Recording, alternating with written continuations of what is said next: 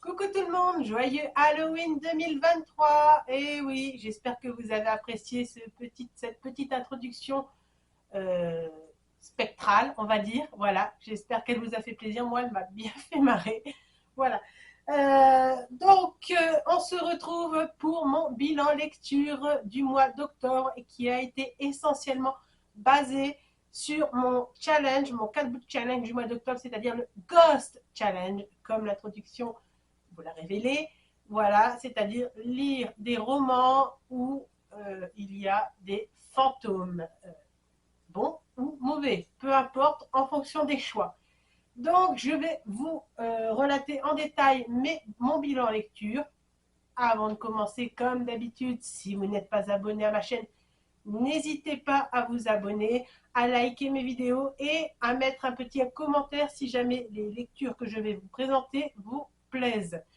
Je m'excuse par avance, j'ai une bronchite géniale pour Halloween.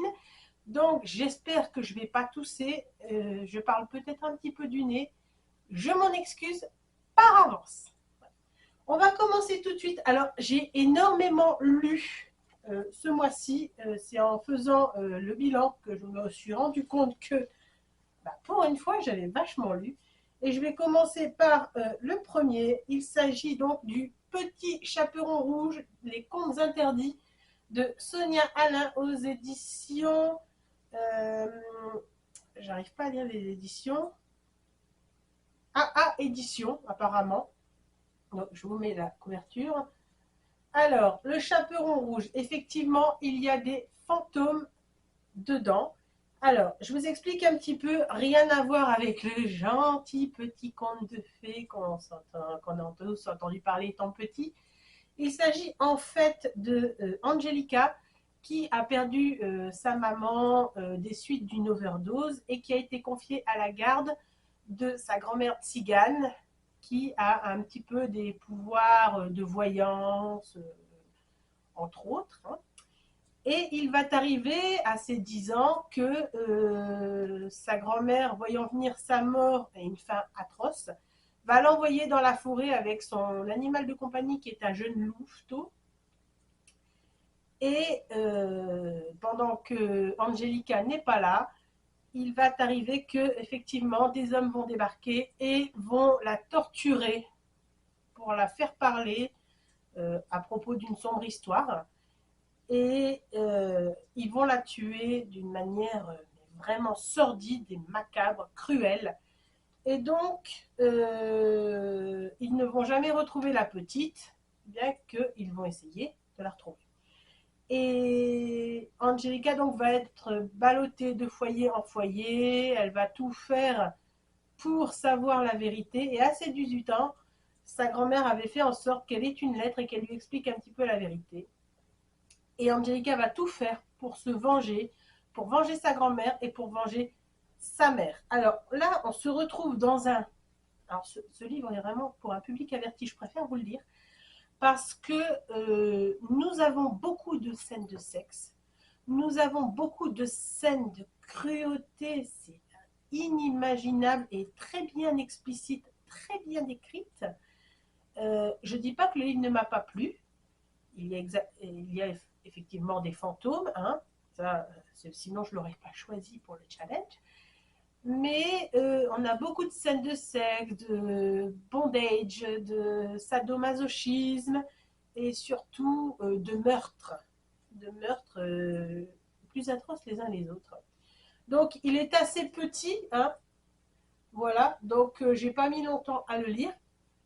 J'ai bien aimé l'histoire, c'est la première fois que je lis un conte interdit. Je dis pas que j'en lirai plus, parce que c'était quand même intéressant dans l'ensemble, même si c'était vachement trash. Mais voilà, ça va pas rester dans ma bibliothèque. De toute façon, je l'ai emprunté à la médiathèque j'ai bien fait. J'ai bien fait de ne pas l'acheter parce que franchement, il y a des choses qui peuvent choquer. Si vous êtes de, je vais pas dire petite nature, mais si vous êtes âme sensible, abstenez-vous. Franchement, ce genre de livre, ce genre de lecture n'est pas faite pour vous. Là, c'est vraiment du coup euh, une lecture qu'on aurait pu lire effectivement pour Halloween. Donc voilà, je l'ai lu, j'ai vu. Et donc, je verrai peut-être pour lire d'autres contes interdits, je verrai lesquels. Il y en a un ou deux comme Scrooge ou Cendrillon qui ont l'air sympas. Je verrai bien par la suite, mais pas tout de suite, parce que voilà, celui-là, il m'a quand même assez remué, je dois l'avouer. Donc ça, c'était ma première lecture. J'ai embrayé ensuite sur... Alors là, par contre, on n'a pas de fantôme, mais bon, il fallait bien quand même que je continue. La suite, le troisième tome donc de la saga Assoiffé de Tracy Wolf aux éditions PKJ qui s'appelle Convoité. Donc, nous continuons à suivre les aventures de Grace à l'académie qui doit passer son diplôme. Donc, on se retrouve avec un triangle amoureux parce qu'elle est complètement déroutée entre Jackson et Hudson. Pour ceux qui ont lu l'histoire, ne me dites rien parce que je suis qu'à mon troisième tome et la suite est en train de continuer à sortir. Et j'en ai 5 pour l'instant. Donc, on a beaucoup d'humour, on a un petit peu de romance. Ça commence un petit peu. Il commence encore une fois à y avoir encore plus d'action que par rapport au premier, que par rapport au deuxième. Donc, on rentre vraiment dans l'histoire. Forcément, on se prend d'affection pour certains personnages. On a pitié d'autres personnages. Euh, Franchement, j'ai dévoré ce roman. Il y a beaucoup d'humour. Ça aussi, j'aime bien aussi parce que l'héroïne Grace a vraiment un humour, c'est, je dirais pas décapant, mais voilà, on n'hésite pas, surtout dans les choix de titres des chapitres. Ça me fait bien rire à chaque fois. Donc voilà.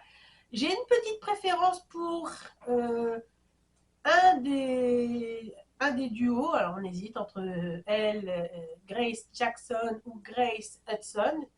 J'ai une petite préférence pour Grace et Hudson. Tiens, c'est une question justement. Quel est vous votre avis? Est-ce que vous préférez plus Grace et Jackson ou Grace et Hudson comme couple? Ça m'intéresserait de le savoir. Donc n'hésitez pas à le mettre en commentaire si jamais vous avez lu le roman. Donc moi, j'ai passé un excellent moment avec eux. Il va de soi que le mois prochain, je vais attaquer le tome 4, évidemment. Donc je veux en savoir plus parce que, encore une fois, à la fin, on se retrouve bloqué sur un cliffhanger. On se dit, allez, comment ça va se dérouler la suite? Heureusement, j'ai la suite derrière, donc je ne tarderai pas à la lire. Donc là, ça fait déjà 2 livres de présentés. J'ai ensuite lu, alors par contre celui-là, j'ai entendu dire que certains avaient été déçus. Ça n'a pas été mon cas. Il s'agit de Quand tu verras Sadie de Kat Ellis aux éditions Nathan. Alors, c'est une histoire. Alors, effectivement, il y a un domaine paranormal également dessus. J'ai pas lésiné vraiment sur les fantômes cette année, ce mois-ci. Hein. Il s'agit d'une jeune fille, Ava, qui a eu un accident de voiture avec ses parents. Malheureusement, ses parents sont décédés dans l'accident. Elle a survécu et du coup, elle est élevée par son oncle et sa tante. Et ils vivent dans un domaine, un grand domaine dans une petite ville euh, qui est, comment dirais-je, euh, le domaine, si vous voulez, c'est un grand manoir, mais qui a une mauvaise réputation, la réputation d'une certaine Sadie. C'est une jeune fille qui n'aurait plus Dieu, et quand on la voit, c'est qu'on va mourir. Donc, et d'ailleurs, c'est ce qui s'est passé pendant l'accident. Le papa de Ava, en plein accident, a vu Sadie et il l'a dit tout haut qu'il l'avait vue avant de mourir. Donc voilà, c'est une légende urbaine, on va dire. Et donc, tout le monde a peur de cette fameuse Sadie qui n'a plus Dieu. et qui apparaît vraiment à des moments assez insolites. Donc, forcément, les gens en ont peur. Et, excusez-moi, je vous avais prévenu. Voilà, excusez-moi, une petite pause parce que j'ai une énorme canne de tout.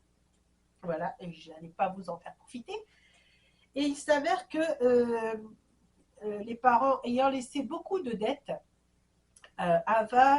l'oncle d'Ava a dû se résoudre à vendre le domaine, excusez-moi, à vendre le domaine et qui est un immense manoir qui a vu des générations et des générations de Thorn, parce que c'est Ava Thorn qu'elle s'appelle, dans ce manoir.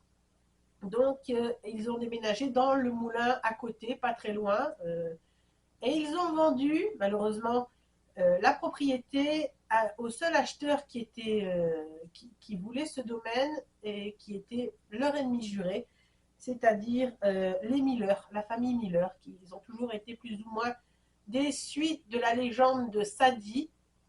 C'est toujours été les Thorn contre les Miller. On en apprend un petit peu plus sur la légende de Sadie, comment c'est survenu, tout ça. Je ne peux pas trop vous en dire, sinon dans ce cas-là, je vous raconte l'histoire en entier. Et dans ce cas-là, ça prend des plombes et puis ça ne sert à rien que vous le lisiez. Toujours est-il que les Miller et les Thorn ne sont pas en bons termes. Et donc, c'est difficile pour Ava de voir son manoir, sa maison, aux mains des Miller. Et parmi les Miller, donc, il y a celui qui a plus ou moins son âge avec sa sœur, Dominique et Freya, qui eux sont des, entre guillemets, chasseurs de fantômes, mais en herbe, on va dire. Ils aiment bien faire des vidéos, des montages et visiter des endroits réputés hantés et les balancer sur YouTube. Donc voilà, ça en gros, je vous ai fait un petit peu le contour de l'histoire. Et petit à petit, des morts suspectes vont apparaître, des morts d'où les victimes n'ont plus Dieu. Donc on va mettre ça sur le dos de Sadie. Et Ava, qui n'avait jamais rien eu à faire avec Sadie, elle ne l'a jamais vu de sa vie, rien du tout. Elle commence à voir des visions, elle commence à voir des étranges phénomènes. Et donc, elle va essayer d'enquêter pour découvrir un petit peu, pour en avoir le cœur net de ce qui se passe et de savoir si c'est vraiment Sadie qui tue les victimes ou si c'est quelqu'un d'autre et ce, pourquoi. Donc, j'ai vraiment bien aimé. C'est plus un thriller surnaturel, je vous dirais. Il y en a qui ont été déçus. Moi, j'ai trouvé la lecture assez plaisante. L'écriture également. La fin est bonne aussi. La fin est excellente, je dois le dire. Avec un petite pointe de romance, mais pas grand-chose. Hein. C'est vraiment plus... c'est pas horreur non plus. Hein. Je préfère vous le dire. Hein. Les ados peuvent le lire. Hein. Moi, je dirais à partir de 13 ans. Euh, c'est pas un truc qui fout les jetons. Faut dire ce qui est. Mais on parle de surnaturel, on parle de fantômes, on parle de meurtre. Je préfère quand même mettre le public en garde pour ceux qui sont trop sensibles. Mais par rapport au petit champignon rouge, ça, c'est de la gnognotte, hein, je préfère vous le dire. Donc, j'ai vraiment bien aimé cette histoire. Je ne suis pas prête de l'oublier également. J'ai vraiment, vraiment apprécié. La lecture, donc ça fait 3. La lecture suivante, alors là, elle m'a laissé sur le carreau, mais je vais vous expliquer pourquoi. Alors, il s'agit de White Smoke de Tiffany D. Jackson aux éditions Stardust. Alors, celle-là, c'est pas un coup de cœur, mais ça n'en est pas loin. Mais je vais vous expliquer pourquoi. Il s'agit en fait, en gros, de Marigold qui sort de cure de désintox suite à de la drogue, mais c'est de la drogue genre marijuana, tout ça. Ses parents l'ont envoyée donc en cure de désintox. Elle sort de là et sa famille décide de changer de vie, de déménager et d'atterrir dans une ville, alors ce que j'appelle un peu une ville entre guillemets fantôme, parce qu'il s'est passé beaucoup de choses là-bas. Je ne sais plus trop le nom de la ville. C'est pas drôle le nom quand même. ah si, Cedarville, c'est ça. Cedarville, où il y a eu quelques années avant beaucoup d'émeutes, beaucoup de départs de feu, des maisons, énormément de maisons ont brûlé et la ville a quasiment été désertée. En tout cas, une grosse partie d'un grand quartier de la ville a été désertée. Et pour justement ramener des habitants, il y a le maire a proposé de rénover certaines habitations et invite certaines personnes comme des auteurs, des sculpteurs, des artistes à y vivre gratuitement, à condition justement qu'ils viennent s'occuper et travailler leur œuvre dans cette maison et pour un petit peu remonter la renommée de Cedarville et attirer un peu plus de monde, un petit peu plus de touristes. Et donc, c'est ce qui arrive un petit peu à la famille de Marigold parce qu'il y a la maman qui est une autrice.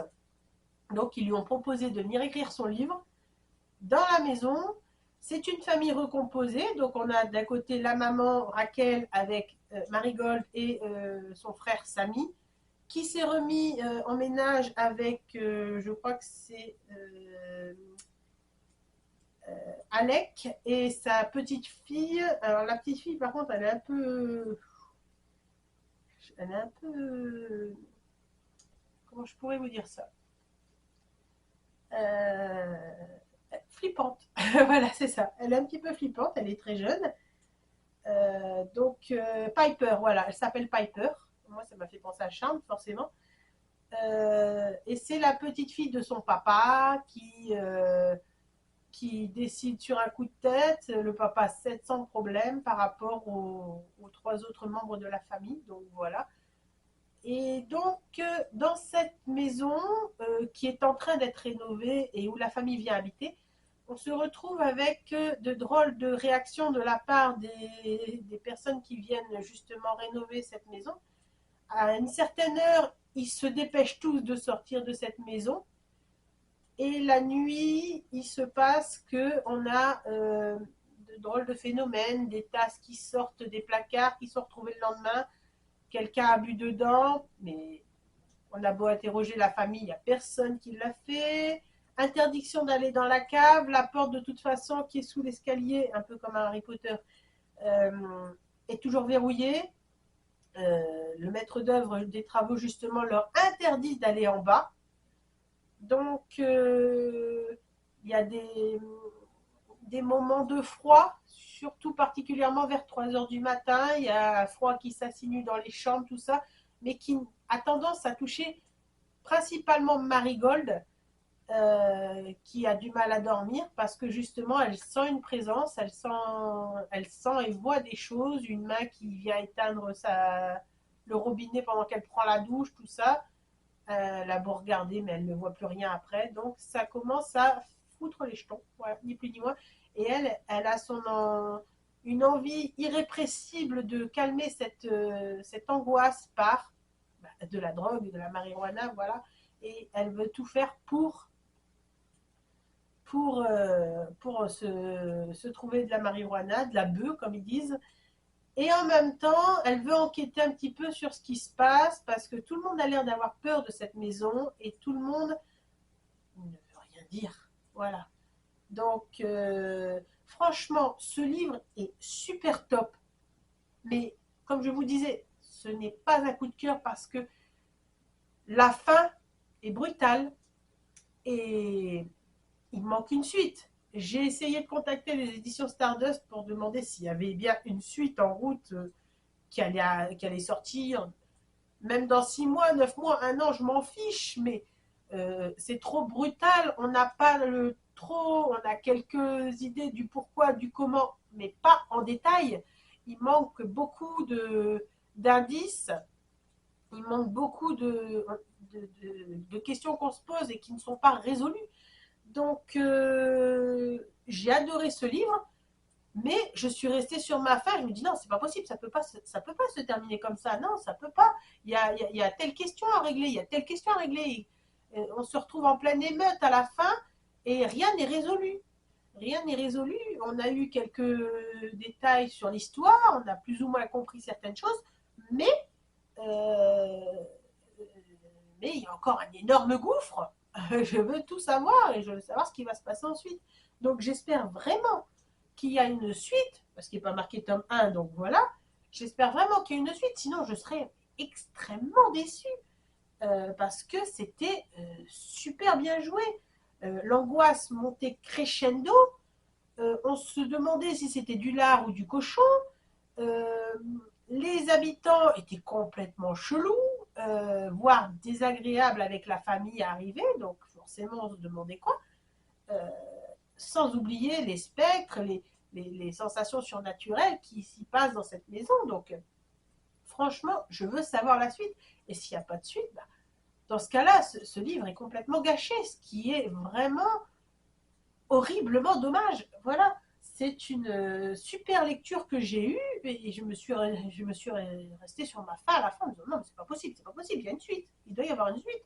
Même si elle sort dans 2 ans, même si elle est en cours d'écriture, je m'en fous, mais je veux une suite. Donc les éditions Stardust ne m'ont pas répondu. Si jamais ils voient la vidéo, bon, ça m'étonnerait, mais on sait jamais. Je vous en prie, répondez-moi, y a-t-il une suite? Parce que si c'est ça, le livre est super, mais la fin est totalement nulle. Je veux la suite. Je veux la suite. C'est clair et net. Voilà. Donc, je vous le recommande, mais la fin, vous risquez d'être comme moi, vous risquez d'être sur les dents, sur les nerfs, en disant non, c'est pas possible, non, c'est un scandale. C'est un scandale, c'est non, non, non, non, il n'y a pas moyen. Donc, on va passer à autre chose. J'espère vraiment que j'aurai une réponse à ce problème. J'ai ensuite embrayé sur du thé pour les fantômes de Chris Vuklisevich aux éditions de Noël Plume d'encre. Donc, vous l'avez vu passer souvent. Moi, il m'avait beaucoup attiré et j'ai vraiment bien aimé l'histoire, quoiqu'un un poil un peu difficile parfois à comprendre. Et je vais vous expliquer pourquoi. Donc, si vous voulez, nous avons un vieux village dans l'arrière-pays niçois. Alors là, c'est vrai que c'est bien décrit parce que j'ai visité Nice, j'ai visité l'arrière-pays et effectivement, j'avais vraiment l'impression d'y retourner. Alors, nous avons dans un village très, très, très reculé, où il n'y a pas de réseau, il faut dire ce qu'il y est, une bergère met au monde 2 enfants. Déjà, au lieu de 9 mois de gestation, les enfants ne sont nés qu'à partir du 10e mois. Des jumelles. La première jumelle, la maman va se concentrer exclusivement sur elle. Elle va l'appeler Félicité. Par contre, la deuxième, elle ne va pas s'en occuper du tout et elle va l'appeler Agonie. Alors là, c'est une horreur parce que il va s'avérer qu'en grandissant, ces jumelles, l'une est belle comme le jour, gentille et douce, et forcément bien traitée par sa maman. L'autre est complètement ignorée, voire des fois maltraitée, et elle est née et ne possède qu'une seule dent. Et dès qu'elle ouvre la bouche pour parler, il y a des insectes qui sortent de sa bouche, donc elle est considérée comme une sorcière. Donc, en grandissant, chacune des 2 sœurs a fait son chemin. Félicité est devenue passeuse de fantômes. Alors, qu'est-ce que c'est? C'est-à-dire qu'elle a appris à faire du thé avec toute une formation et elle arrive à voir les spectres, les fantômes, et elle leur fait boire un petit peu le thé. Elle prend le thé avec eux, ni plus ni moins, et pour interroger un petit peu ces spectres et voir un petit peu pourquoi ils sont encore sur Terre, qu'est-ce qui se passe, est-ce qu'elle a un message à faire passer à quelqu'un qui pourrait apaiser leurs tourments, et elle essaye de les faire passer dans l'au-delà. Donc voilà, ça c'est Félicité. Et de l'autre côté, on a Agonie qui s'est enfuie 20 ans avant, qui n'a plus donné de nouvelles et qui, elle, est sorcière et qui vit recluse. Voilà. Et vient que quand elles ont fait chacun leur vie, leur mère, elle, est restée tout en haut du vieux village qui a été déserté au fil des années. Il ne restait plus qu'elle. Et elle est devenue un petit peu folle. Et elle a fini du jour au lendemain par mourir. Donc forcément, Félicité l'a senti. Elle est retournée voir sa mère. Elle a trouvé son corps, mais pas de trace de son fantôme. Donc, elle va essayer de contacter sa sœur et essayer de voir ensemble pour trouver le fantôme de leur mère, parce qu'il y a beaucoup de questions sans réponse, aussi bien pour Agonie que pour Félicité. Pourquoi un tel changement, euh, une telle différence, l'amour maternel pour l'une et la haine pour l'autre, littéralement, hein, voilà. Pourquoi elle a réagi comme ça? Il y a beaucoup de secrets que les filles ignoraient complètement sur la maman, notamment si elle avait de la famille, tout ça. Donc, elles vont finir par mener une enquête ensemble et découvrir petit à petit, et en trouvant et en rencontrant d'autres spectres, l'identité de la maman et essayer de retrouver le corps, enfin le corps spectral de la maman pour qu'elle puisse répondre à leurs questions. Alors, dans l'histoire est super intéressante.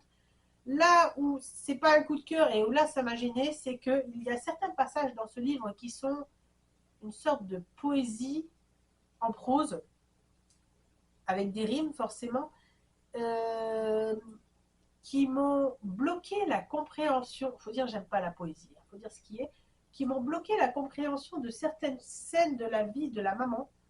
Et donc, du coup, là-dessus, j'ai pas compris. Il y a certaines choses que je n'ai pas compris du tout.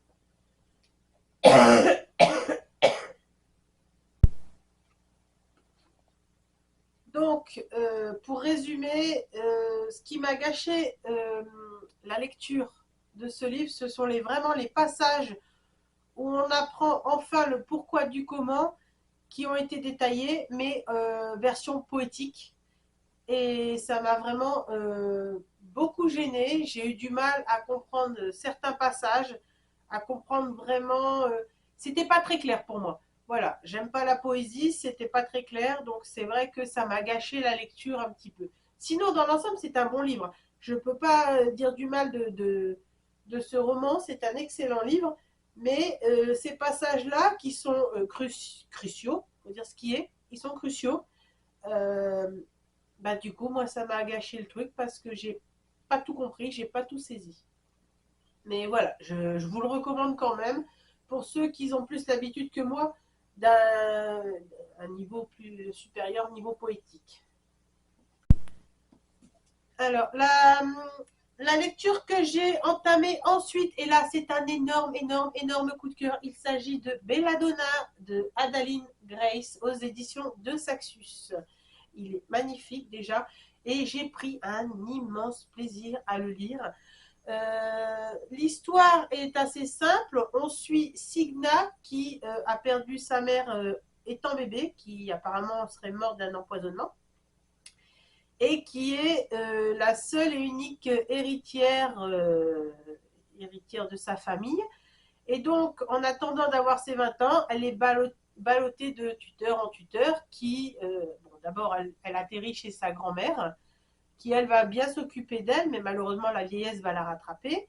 Et à chaque fois, en fait, euh, les tuteurs en question, tout comme sa mère, l'ange de la mort vient chercher les personnes qui vont mourir. Donc, soit les personnes meurent et elles restent en tant que spectre, en tant que fantôme, ou alors elles vont avec l'ange de la mort qui, lui, est là pour les faire passer dans l'au-delà. Donc, le souci, si vous voulez, c'est que en fait, quand l'ange de la mort a voulu prendre Signa parce que normalement elle aurait dû mourir étant bébé, car elle avait bu le lait maternel de sa maman qui était empoisonnée, il n'a pas réussi à la prendre. Au contraire, il a vu pour elle un destin et un futur superbe. Donc, il va décider de suivre de plus près son avenir Et toutes les fois où Signa va être ballottée de tuteur en tuteur qui vont se battre pour avoir sa garde, pour pouvoir dépenser sa fortune, euh, ils vont tous d'ailleurs plus ou moins mourir dans d'étranges ou d'affreuses circonstances. Ce qui fait que Signa, il va y avoir des rumeurs sur Signa, les gens vont penser qu'elle est maudite. Donc voilà, elle va finir par atterrir suite à la mort de sa dernière tutrice en date. Elle va atterrir dans la maison des Hawthorne, dans un grand manoir où malheureusement tout n'est pas gai là-bas non plus, pour la bonne et simple raison que le tuteur en question a perdu sa femme Liliane d'une mort atroce 6 mois avant, donc il fait des bals, il fait des fêtes pour oublier son chagrin. Euh, Ses enfants, sa fille Bliss est malade et apparemment commence à avoir les symptômes que sa mère avait. Il y a aussi son cousin, le cousin donc de Signa, parce que Bliss et Percy, apparemment, son cousin, ce seraient les cousins de Signa. Il y a aussi Percy aussi qui est là. Entre deux, on a d'autres personnages comme l'oncle, enfin le frère de Elira, donc ou Elijah, je ne sais pas si on dit comme ça, le tuteur Elijah a un frère qui s'appelle Byron. Excusez-moi, petit souci technique avec ma caméra, j'ai pas trop compris parce que j'ai de la batterie. Donc, bon, voilà. Donc je disais qu'on va faire connaissance avec plus ou moins toute la famille Hawthorne dans la maison, qui n'est pas très bien, n'est pas au mieux de leur forme. Et donc Signa va voir le fantôme de l'épouse d'Elijah, donc Liliane, qui va essayer de lui faire comprendre qu'en gros, elle a été empoisonnée, mais elle ne sait pas par qui, elle ne sait pas comment. Et Signa va s'apercevoir que l'ange de la mort continue à la suivre, continue à un petit peu regarder ce qu'elle fait, comment ça se passe. Et donc là, elle va mener une enquête et elle va apprendre des choses sur elle dont elle ignorait complètement l'existence. Et franchement, je m'attendais pas. J'avais quelques soupçons sur certains personnages, mais je m'attendais pas à la fin en question. Nous avons également une romance surnaturelle, je préfère le dire, et ça, c'est ce qui m'a vraiment plu. Euh, et certains personnages sont assez attachants, comme Bliss, comme Elijah, malheureusement, qui déprime à cause de Feu, sa femme, qui est partie. Nous avons Scylla aussi, le garçon d'écurie, qui est assez adorable, voire très. J'aime beaucoup ce personnage. J'aime beaucoup parce que ça sent la romance aussi, malgré qu'il est assez énigmatique. Hein, c'est ce que j'aime bien aussi chez certains personnages comme lui. Et nous avons également l'ange de la mort qui va lui proposer certaines choses, qui va proposer à Signa un apprentissage parce qu'il va lui révéler plus ou moins qu'en fait, elle est dotée de certaines capacités surnaturelles et donc il va l'aider à démêler les fils de l'histoire et à savoir qui a empoisonné Liliane pour pouvoir sauver un petit peu sa cousine qui est malade et qui vit la même chose. Et franchement, c'est un énorme coup de cœur. Là, franchement, je l'ai dévoré ce livre. Je l'ai dévoré. Pourtant, il est pas fin. Il n'est pas fin du tout. Et franchement, je vous le recommande. C'est vraiment un énorme coup de cœur. Il y aura forcément une suite, hein, parce que là, c'est un tome 1. J'ai hâte de voir la suite. Franchement, voilà. Donc, il m'en reste deux à vous présenter. Je vais vous donner le plus petit. J'ai également lu, mais là on n'est pas dans les spectres, Les carnets de l'apothicaire tome 11 de Itsuki Nanao aux éditions Kiyun Seinen. Donc, je vous ai déjà présenté plus d'une fois l'histoire de Mao Mao au sein de l'Empire de la cour impériale. Ce roman, bon, en 45 minutes, il était plié. Enfin, c'est pas un roman, c'est un manga. En 45 minutes, il était plié. J'apprécie beaucoup dans ce tome-là qu'on en apprend un peu plus sur euh, l'impératrice douairière et feu son mari, l'empereur, l'ancien empereur, sur ce qui s'est passé, un petit peu sur la vie. C'est Mao Mao va devoir enquêter un petit peu sur l'impératrice douairière et donc sur ce qui s'est passé, comment est mort et pourquoi est mort l'empereur. Feu l'empereur, parce que le nouvel empereur, forcément, c'est le fils du défunt empereur. J'espère que je me fais bien comprendre quand même, parce que c'est compliqué quand même. Donc voilà, je ne peux pas tout vous raconter, hein. On est quand même au tome 11, le tome 12 sort au mois de novembre. Donc j'ai vraiment hâte de savoir la suite. Celui-là, je l'ai emprunté à la médiathèque et j'ai vraiment adoré. Je continue à apprécier cette saga qui sort en animé là de ce mois-ci. Il y a 4 épisodes ce mois-ci qui sont sortis.